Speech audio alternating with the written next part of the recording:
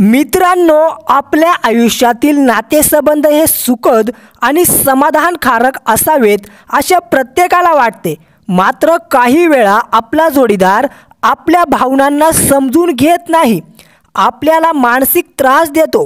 हल्ली तर कितीतरी नवरा बायको असे आहेत की फक्त समाजाच्या नियमांमुळे एकत्र राहतात. त्यांना एकमेकांशी काही देणं घेणं नाही. मनात खूप राग आहे, नको नको वाटत असताना मजबुरी एकत्र राहायला भाग पाडते. काही बायका नवऱ्याच्या अरेरावीला बळी पडतात, काही भांडतात तर काही सोडून निघून जातात. अशा परिस्थितीमध्ये अनेक जण विचार करतात की हा माणूस कधी बदलेल की नाही. पण खरं प्रेम असलं ना तर नातं सोडायचं नसतं, त्याला सुधरवायचं असतं. पार्टनरचा उद्धट स्वभाव, त्याचा रुबाब आणि त्याच्या त्रासदायक सवयी बदलायच्या असतील तर यासाठी काही खास पद्धती आहेत. नुसतं गोड बोलून काही होणार नाही आणि भांडून नातं संपवणंही योग्य नाही. म्हणून आज मी तुम्हाला जबरदस्त टिप्स सांगणार आहे, ज्या फॉलो केल्यात तर तुमच्या पार्टनरचा ॲटिट्यूड आपोआप बदलून जाईल. प्रत्येक व्यक्तीमध्ये सुधारण्याची क्षमता असते, फक्त योग्य दृष्टिकोन आणि मार्गदर्शन मिळाल्यास तो बदलू शकतो. या व्हिडिओमध्ये आपण जाणून घेणार आहोत की जर तुमचा पार्टनर सतत तुम्हाला त्रास देत असेल तर तो स्वतःहून कसा बदलू शकतो, कोणत्या गोष्टींचा विचार केल्यास आणि योग्य कृती केल्यास तो सकारात्मक दिशेने प्रवास करू शकतो. चला तर मग या महत्त्वाच्या विषयावरती सखोल चर्चा करूया. यामध्ये पहिला पॉईंट आहे, त्याच्या ॲटिट्यूडला भीक घालू नका. काही लोक पार्टनरच्या उद्धट वागण्याला झुकतं माप देतात, त्याला घाबरतात. काहींना वाटतं की पुरुषांनी असंच वागायचं असतं. तो आपल्याकडे तिरस्काराने बघतो, तो आपल्याला किंमत देत नाही. तुम्ही त्याच्या अहंकाराला घाबरलात तर तो जास्त नडेल. मी आहे तशीच राहणार हा आत्मविश्वास ठेवा, घाबरू नका. त्याच्या अरेरावीला बळी पडू नका. कोणालाही झुकवायचं असेल तर सुरुवातीला स्वतःला ताठ ठेवा. पार्टनरला वाटू द्या की ही माझ्याशिवायही जगू शकते. तो जेवढा ॲटिट्यूड दाखवेल तेवढं तुम्ही शांत आणि स्थिर राहा. मी एक स्वतंत्र व्यक्ती आहे, मलाही स्वतःचा मान सन्मान आहे असा ठाम भाव चेहऱ्यावर ठेवा. तुम्ही त्याच्याकडे दुर्लक्ष केलं, स्वतःमधील कौशल्य वाढवलीत, आत्मविश्वास वाढवला की त्याचं ॲटिट्यूड आपोआप कमी होईल. तुम्हाला प्रेम हवं आहे, दडपशाही नाही. तुम्ही शांतपणे त्याला दाखवा की मी फक्त तुझी सावली नाही, माझं स्वतंत्र अस्तित्व आहे. दुसरा पॉईंट, तो कसाही वागला तरी त्याच्यावर अतिप्रेमाचा मारा करू नका. काही जण पार्टनर सुधारावा म्हणून त्याला प्रेमाचा ओव्हरडोस देतात, त्याला एखादं लहान बाळासारखं ट्रीट करतात. पण एखाद्याला अतिप्रेम केलं की त्याला त्याची किंमत राहत नाही, तो समोरचा माजुरडा होतो. प्रेम करायला काहीच हरकत नाही, पण स्वतःचा स्वाभिमान विसरू नका. तुमचं प्रेम कधीही विनवणीतलं प्रेम वाटता कामा नये. प्रेम आणि लाचारी यामध्ये फरक आहे. गुलामी करायची नाही. माझं आयुष्य फक्त तुझ्याभोवती फिरत आहे हा संदेश देऊ नका. प्रेमात शहाणपणा ठेवा, लाचार बनू नका. त्याला सहज प्रेम मिळतं, त्याला त्याची किंमत उरत नाही. पार्टनर तुम्हाला लाथ मारेल आणि तुम्ही हसून स्वीकाराल असं करू नका. प्रेमामुळे माणूस घडतो, पण तेच गरज बनलं की अधोगती होऊ लागते. तिसरा पॉईंट, त्रास देणाऱ्याला हरवायचं असेल तर कधी कधी त्याला त्याच्याच भाषेत उत्तर द्यावं लागतं. समोरचा जर सतत उद्धटपणे वागत असेल तर गोड बोलून काही उपयोग नाही. त्याच्या दरपोक्तींना तुम्ही तितक्याच ताकदीने उत्तर द्या. तो जर तुम्हाला किंमत देत नसेल तर तुम्हीही त्याच्या सतत मागे पुढे करू नका. तो जर म्हणत असेल की तुझ्याशिवाय माझं काही अडत नाही तर मग माझ्याशिवाय राहून बघ हा दृष्टिकोन ठेवा. तो मुद्दाम तुम्हाला दुर्लक्षित करतोय, मग त्यालाही तसंच वागून दाखवा. समोरच्याने कितीही कूल असल्याचा आव आणला तरी त्याला तोडीस तोड मिळाली की अक्कल ठिकाणावर येते.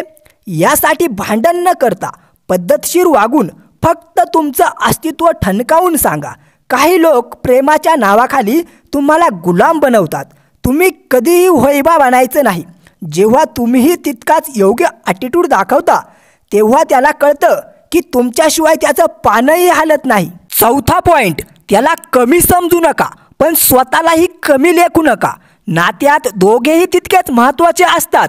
काही लोक पार्टनरच्या ॲटिट्यूड समोर स्वतःला अगदी नगण्य समजतात, पण खरं प्रेम तेच असतं जिथे दोघेही समान असतात. तो जर स्वतःला बॉस समजत असेल तर त्याला समजावा की हे नातं प्रेमाचं, एकमेकांना समजून घेण्याचं आहे. यात कोणाचीही मालकी नसते. स्वतःला कमी लेखू नका. त्याला समजावा की तुमच्याशिवाय त्याचं काहीच शक्य नाही. तुम्ही जर सतत त्याच्या प्रत्येक शब्दाला मान डोलत राहिलात तर त्याचा ॲटिट्यूड कमी होणार नाही. त्याला वाटू द्या की ही माझ्याशिवाय सुद्धा सुखी राहू शकते. एकदा त्याला तुमची किंमत कळली की त्याच्या स्वभावात फरक पडायला सुरुवात होईल. पाचवा पॉइंट, त्याच्या चुका दाखवा पण योग्य वेळी. सत्य सांगायचं असतं पण हुशारीने. काही लोक नात्यात काय चुकतंय हे ओळखतात पण सांगायला घाबरतात. घाबरू नका, पण त्याला थेट हल्ला करण्याऐवजी योग्य वेळी बोलून दाखवा. एखाद्या शांत क्षणी त्याला विचारा, मी असं वागले तर तुला कसं वाटेल. जर तो तुच्छतेने हसला तर त्याला त्याच्याच शब्दांत उत्तर द्या. जर तो चूक कबूल करत नसेल तरी त्याच्या वागण्याचा काय परिणाम होईल हे त्याला सांगा. थेट हल्ले करणं टाळा, कारण काही लोक बचावात्मक होतात आणि अजून वाईट वागतात. त्याला त्याचाच आरसा दाखवा पण संयमाने. सहावा पॉइंट, तुमचं आयुष्य फक्त त्याच्या भोवतीच फिरू देऊ नका. त्याला समजावा की तुम्ही फक्त त्याच्यासाठी जगत नाहीत. काही लोक नात्यात पडले की स्वतःला पूर्णपणे विसरतात. त्याचा फायदा घेतला जातो कारण तुम्ही त्यांना सहज उपलब्ध होता. तुम्हाला आनंद मिळवण्यासाठी पार्टनरची गरज असते, पण तोच सगळं विश्व नाही. स्वतःच्या मित्रमैत्रिणींबरोबर वेळ घालवा. स्वतःच्या छंदांना वेगळा वेळ द्या. स्वतःच्या करिअरवरती फोकस ठेवा. जेव्हा तुम्ही त्याच्यासाठी लिमिटेड वेळ द्यायला लागाल तेव्हा त्याला तुमची किंमत समजेल. काही लोक फक्त त्यांचा स्वार्थ पूर्ण करण्यासाठी तुम्हाला कंट्रोल करतात. त्याला समजलं पाहिजे की तुम्ही त्याच्या कृपेने जगत नाहीत. तुम्हाला तुमचं स्वतःचं आयुष्य आहे. जेव्हा तुम्ही स्वतःला प्राधान्य द्याल तेव्हा तोही तुमची किंमत करायला शिकेल. सातवा पॉइंट, त्याच्या वागण्याचा परिणाम त्याला भोगू द्या. तो चुकीचं वागत असेल तर त्याला त्याची शिक्षा मिळू द्या. काही वेळा लोक चुकीचं वागतात पण तुम्ही त्यांना माफ करता आणि विसरून जाता. असं केलं की ते परत तसंच वागतात कारण त्यांना त्याचा परिणाम जाणवतच नाही. जर तो अरेरावीने वागत असेल तर त्याला समजावा की तुम्ही त्याच्या तालावर नाचणार नाहीत. जर त्याला वाटत असेल की ती काही बोलत नाही तर त्याला हे वाटू द्या की तुम्ही आता त्याचं ऐकणार नाहीत. लोक काही वेळा फक्त त्यांना जे हवंय ते मिळतंय म्हणून तुमच्याकडे राहतात. जर तो नात्याची किंमत करत नसेल तर त्याला थोडं एकटं वाटू द्या. काही लोकांना त्यांच्या वागण्याची किंमत मोजल्याशिवाय शहाणपण येत नाही, त्यामुळे त्याला त्याच्या वागण्याचा परिणाम जाणवू द्या. आठवा पॉइंट, स्वतःला बळीचा बकरा बनू देऊ नका. तो जर सतत तुमच्यावर दोष टाकत असेल तर त्याला जशास तसं दाखवा. काही लोक नात्यात सतत दोषारोप करत राहतात. सगळं तुझ्यामुळंच होतं असं तो म्हणत असेल तर त्याला जशास तसे बोलून दाखवा. जर तो तुमच्या चुका शोधत असेल तर त्याला त्याच्या चुकाही दाखवा. जर तो असं समजत असेल की तुम्ही त्याच्या इच्छेप्रमाणे वागावं तर त्याला दाखवा की तुम्ही स्वतंत्र विचारांचे आहात. जर तो कायम तुमच्या भावना पायदळी तुडवत असेल तर त्याला त्याच्या भाषेत उत्तर द्या. नातं प्रेमाने चालतं पण फक्त एकानेच सहन करायचं नसतं. त्यामुळे त्याला त्याच्या वागण्याची खरी जाणीव करून द्या. नववा पॉइंट, त्याला समजावा पण गरज पडली तर त्याच्याशिवायही सुखी राहायला शिका. तो जर सुधरत नसेल तर तुम्ही त्याच्याशिवायही आनंदी राहू शकता हे त्याला दाखवा. काही लोक वाट पाहतात की तो कधी सुधारेल, पण तो जर बदलायची इच्छाच ठेवत नसेल तर तुमच्या आयुष्याचं काय. जर तुम्ही त्याच्याशिवाय आनंदी राहताय हे पाहिल्यावर तर तो हादरतो. काही लोक फक्त तुम्हाला मानसिकदृष्ट्या कमकुवत ठेवतात. त्याला समजावा की तू सुधारलास तर ठीक, नाहीतर मी एकटा किंवा एकटी सुखी आहे. जर तुम्हाला वाटत असेल की तुम्ही त्याच्याशिवाय काहीही नाही तर त्याला सिद्ध करून दाखवा की तुम्ही त्याच्याशिवायही उत्तम आहात. स्वतःला असहाय्य समजू नका. खूपच कठीण परिस्थितीतून जात असाल तर तो नसला तरीही आयुष्य सुंदर आहे. 10वा पॉइंट, प्रेम करा पण स्वतःचा अपमान सहन करू नका. प्रेम असलं तरी स्वतःच्या सन्मानाची किंमत कमी करू नका. नात्यात प्रेम असलं तरी स्वतःचा अपमान सहन करणं चुकीचं आहे. जर तो तुमच्याशी वाईट वागत असेल तर त्याला स्पष्टपणे सांगा की हे वागणं चालणार नाही. जर त्यानं इग्नोर केलं तर तुम्हीही त्याला जशास तसं उत्तर द्या. प्रेमामुळे माणूस मवाळ होतो, पण स्वतःचा अपमान सहन करणं म्हणजे लाचारी. कधीकधी आपल्या माहेरची परिस्थिती गरिबीची किंवा कोणी आधार देणार नसेल तर हे लोक त्याचा गैरफायदा घेतात.